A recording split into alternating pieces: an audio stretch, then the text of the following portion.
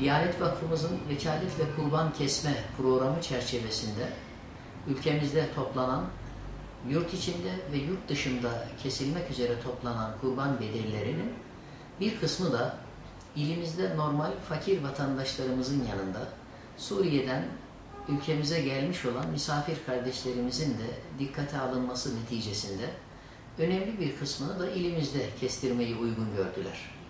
Bu yönüyle Türkiye Diyanet Vakfı büyüklerimize huzurlarınızda teşekkür ediyor.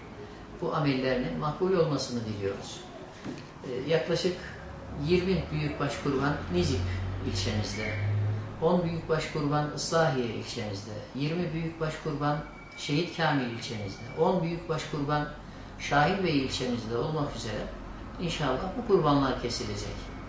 Ayrıca buna bizim camilerimizde halkımızı bilhassa uyararak kurban ibadetinin mümkün mertebe bir paylaşım olduğunu, fakir kardeşlerimizle zengin, varlıklı kardeşlerimiz arasında bir gönül köprüsü kurulması gereğinin vurgulanmasını inşallah hem bayram öncesi hem bayram ibadeti esnasında halkımızla, kardeşlerimizle paylaşacağız. İkinci ve daha önemli bir husus, bu sevgiye katkı sağlayacağına inandığımız Diyanet İşleri Başkanlığımızın özellikle bu yıl uygulamaya koyduğu tüm Türkiye genelinde şehir merkezlerinde önemli camileri bayram namazı ibadeti yapmak üzere ailece çoluk çocuk birlikte ibadet edilecek bir mekan haline, o mekana yani o camiye gelindiğinde onlar için, çoluk çocuk için, aileler için rahat ibadet edebilecekleri bir ortamın hazırlanmasına yönelik başkanlığımızın aldığı karar çerçevesinde biz de Ulu Camiimizi inşallah bayram namazı için ailelerimizin gelerek ibadet edeceği bir yapıda hazırladık. İlçelerimizde Nizip, Islahiye, Nurdağ ve tüm ilçelerimizde de böyle merkezi bir camiyi bu iş için tahsis ettik. Elbette diğer camilerimizde normal namazlar, bayram namazları kılınacak. Ama ailece, topluca bir kaynaşmaya vesile olsun, kardeşliğin artmasına vesile olsun, kucaklaşmaya vesile olsun diye o ahengi daha duyarlı ve duygulu biçimde yaşamaları için de böyle bir imkanı Diyanet İşleri Başkanlığımızın talimatıyla hazırlamış olduk. İnşallah buna gönülden biz görevliler olarak katkı sağlayacağız.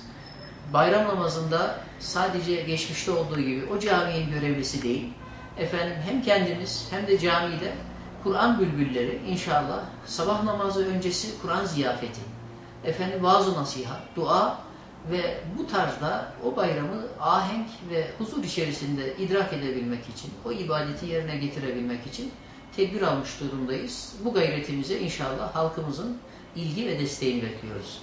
Bu vesileyle tekrar mübarek Kurban Bayramı'nın hepimiz hakkında hayırlara vesile olmasını, ailece huzur içerisinde bayram idrak etmemizi, ülkemizin barışına, samimiyetine, kardeşliğinin artmasına vesile olmasını, hemen yanı başımızda ızdırap altında bulunan kardeşlerimizin bomba, silahlar altında huzurunu, yuvasını, her şeyini terk etmek zorunda kalmış olan kardeşlerimizin ve insanlığın zulüm altından kurtulmasına vesile olmasını diliyorum. Hayırlı bayramlar diliyorum şimdiden.